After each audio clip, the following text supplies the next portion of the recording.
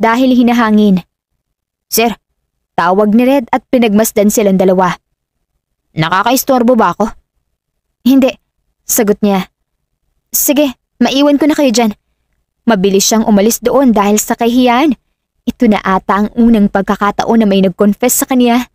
Hindi siya sanay at mas lalong hindi niya alam kung ano ba ang dapat na maramdaman. Kinikilig ba siya? Tinignan niya ang sarili sa salamin at nakitang pulang-pula ang pisngi niya. Grabe ka, Mira. Saway niya sa sarili. Hindi ka na talaga nahiya. Naghilamos siya at agad na bumuntong hininga. Lumabas siya ng banyo na parang walang nangyari at agad na pinuntahan si Leo na nakatitig sa kanya. Inabala niya ang sarili sa mga baboy dahil hindi niya pa rin lubos akalain ng isang katulad ni Leo ang magpapabaliw sa kanya ng husto. Kumain ka muna, Mira. Malambing na sabi ni Leo. Ayos lang ako. Nauutal na sagot niya.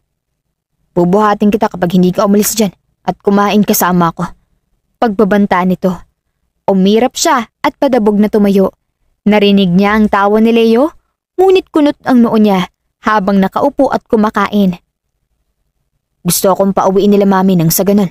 Makita niya na may asawa na nga talaga ako. Napalunok si Mira habang nakatingin sa binata. Hindi niya talaga naiintindihan ang mga sinasabi nito, pero malinaw na gusto nitong iparating sa kanya. Gusto nito na tulungan siya sa pagsasabi ng kasinungalingan sa mga magulang. Ngunit paano naman ang nararamdaman niya? Gusto natin ng isa't isa. Kaya, saan rin ba ang patungo nun, Mira? Tanong ni Leo. Sinasabi mo lang yan kasi kailangan mo ng tulong ko. Sagot niya habang hinahaplos ang baboy sa harap niya. Gusto ko ng relasyon sa'yo, Mira.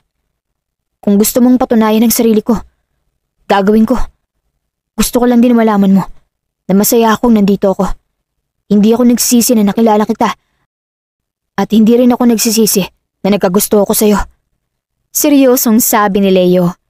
Hindi niya maiwasan na kabahan, ngunit may parte sa kanyang puso ang natutuwa dahil sa mga sinasabi nito. Alam niya ang katayuan niya sa buhay ni Leo, ngunit hindi lang niya mapigilan na maging masaya sa mga sinasabi nito sa kanya.